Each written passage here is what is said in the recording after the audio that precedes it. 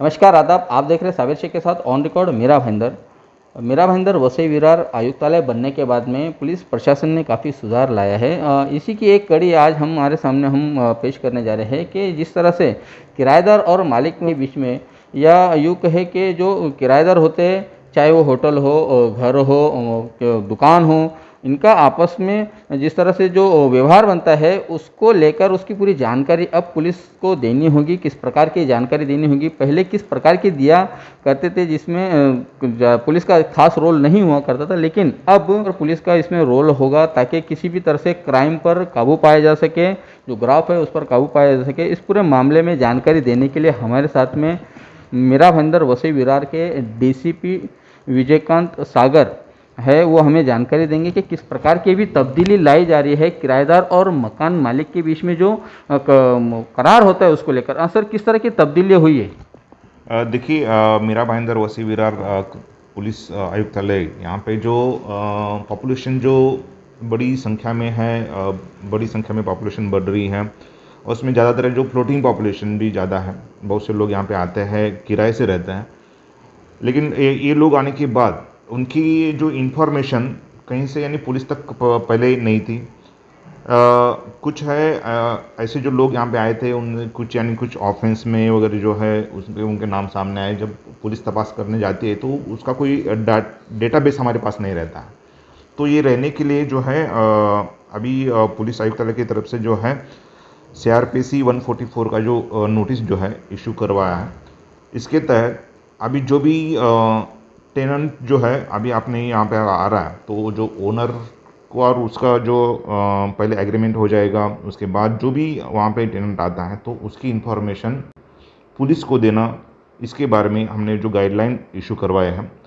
इसके तहत जो है कि जो भी यहाँ पे आपने यहाँ पे भाड़े से रहने के लिए आता है, तो उसका जो भाड़े करू जो भी रहेगा, उसका आइडेंटिटी कार्ड, उसकी यानी पहचान, उसकी अगर वो जो फॉरेनर है तो उसका पासपोर्ट और वीज़ा की जेरोक्स, और उसका जो फ़ोटो, इसकी जो बेसिक इन्फॉर्मेशन है, ये इन्फॉर्मेशन जो भी उसके इन करस्पॉन्डिंग पुलिस स्टेशन में देने के बारे में अभी ये आदेश इशू हुआ है। इसके बारे में जो पहले आदेश निकला था उसके बाद कुछ क्लियरिटी करनी ज़रूरी थी, क्योंकि उसमें जो है पहले हमने 24 आवर में देना ऐसे एक्सपेक्ट किया था, लेकिन कुछ लोगों को उसके बारे में नहीं दिक्कत आती है। इसके बारे में अभी 3 दिन में इंफॉर्मेशन नज़दीकी पुलिस स्टेशन में देने के लिए बारे में अभी आदेश हुआ है। और जो आदेश किस फॉर्मेट में चाहिए और कहाँ से देना है, इसके बारे में लोगों में थोड़ा सा इशू था। तो हमने ये क्लियर करवाया है कि इन्फॉर्मेशन देने के लिए आपको यानी पुलिस स्टेशन जाने की ज़रूरत नहीं है।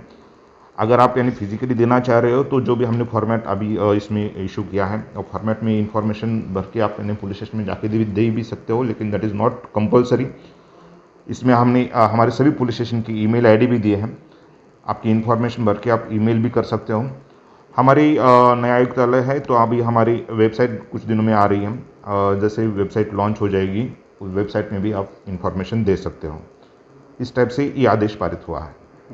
सागर साहब, जिस तरह से जो अभी नए आदेश पारित हुआ है, जो डॉक्यूमेंटेशन सबमिट करना हो गया किराएदार को, टेनेंट को, और वो डॉक्यूमेंटेशन देने के बाद में क्या उसे पुलिस एनओसी माना जाएगा? बिल्कुल नहीं, देखिए इसमें एनओसी की कोई बात नहीं है। जो भी भाड़ेकरू है, जो और टेनेंट जो है, जो उनका ओनर है, उनका जो एग्रीमेंट हो जाएगा, उसके लिए एनओसी का कहीं से पुलिस एनओसी का कोई इसमें पॉइंट नहीं है। जैसे आपका यहाँ पे भाड़ेकरू आता है, वो कौन है, कैसे है, उसकी जो भी इंफॉर्मेशन है, सिर्फ वही इंफॉर्मेशन पुलिस स्टेशन में देना इस आदेश से कंपलसरी करवाया है।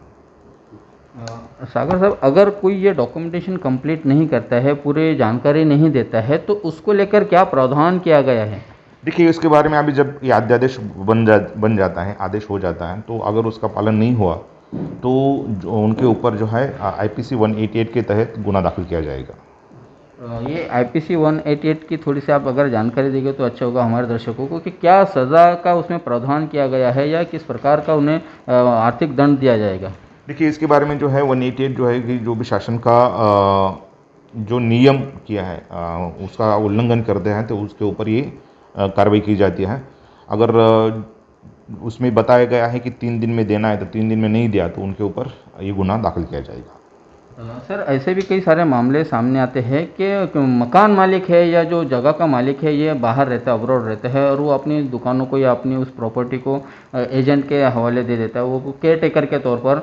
अब ऐसे वो समय में है कि जो मालिक यहाँ पर नहीं है, किराएदार यहाँ पर है, एजेंट यहाँ पर है, तो उसके लिए क्या क्या क्या करना पड़ेगा? एग्जैक्टली अगर आपने ये जो फॉर्म देखा तो उसमें एजेंट की भी इंफॉर्मेशन देनी चाहिए। अगर मालिक के थ्रू एजेंट अगर ऑपरेट कर रहा है तो this will be responsibility of the agent की जो इन्फॉर्मेशन पुलिस को दे देनी है। मतलब मालिक की जगह पर एजेंट को अपना केयर टेकर के तौर पर वहाँ पे सभी जानकारी देनी होगी। यस, अगर मालिक यहाँ पे अवेलेबल नहीं है, कहीं से वो बाहर है, तो जो भी उसमें इंटरमीडिएट जो एजेंट उसमें काम कर रहा है तो उसके ऊपर भी ये जिम्मेदारी रहेगी कि वो इन्फॉर्मेशन पुलिस को दे दें।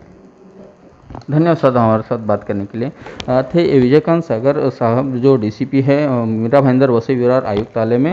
इनके मुताबिक कि अब जो पहले को जिस तरह से कार्य प्रणाली हुआ करती थी टेनेंट और ऑनर के बीच में, उसको बदल कर अब नए सिरे से काम शुरू किया जाएगा। इसमें किराएदार को अपनी पूरी जानकारी देनी होगी। उसके काफ़ी जो फॉर्मेट जो बताया गया है, जिसे हम साइड में चला रहे हैं, आप देख सकते हैं कि इस फॉर्मेट के मुताबिक उसे अपनी जानकारी देनी होगी। मकान मालिक को या जगह मालिक को अपनी पूरी जानकारी देनी होगी। साथ में एजेंट को भी अपनी रजिस्ट्रेशन, उसका नाम, पता, एड्रेस, पूरी जानकारी देनी होगी। इस पूरे कार्य प्रणाली के पीछे जो मकसद है वो यही है कि किसी भी तरह से मीरा भाईंदर वसई विरार आयुक्तालय बनने के बाद में क्राइम का जो ग्राफ है उस पर काबू पाया जा सके। अनेक मरतबा ऐसा सामने आया है कि जब पुलिस किसी मामले की तहकीकात के लिए उस पर्टिकुलर जगह पे जाती है या उस मामले की छानबीन के लिए उस आरोपी तक पहुंची, तो पता चलता है कि उसने अपनी किसी प्रकार की जानकारी दी ही नहीं है मकान मालिक को, जिसके चलते उनकी जांच में और तकलीफ होती है। और ये एक बहुत सराहनीय कदम पुलिस आयुक्तालय द्वारा लिया गया है कि अब पूरी तरह जानकारी अब मकान मालिक को देने के साथ साथ में पुलिस को भी देनी होगी। और ख़ास बात यह है कि ये पुलिस एनओसी नहीं होगा, ये सिर्फ एक इन्फॉर्मेशन होगा जो किराएदार अपने मकान मालिक को देगा, पुलिस को देगा, ताकि किसी भी तरह से जो आपराधिक वृत्ति के जो लोग हैं वो उन पर काबू पाया जा सके। इसके चलते ही ये पूरी कोशिशें की जा रही है। इस कोशिश को ऑन रिकॉर्ड मीरा भाईंदर सलाम करता है। इस प्रकार के और भी कई जानकारी जो आएगी आयुक्तालय द्वारा हम आप तक ज़रूर पहुंचाएंगे। तब तक आप हमारे साथ बने रहे। आरिफ कुरैशी और साबिर शेख के साथ ऑन रिकॉर्ड मीरा भाईंदर। धन्यवाद।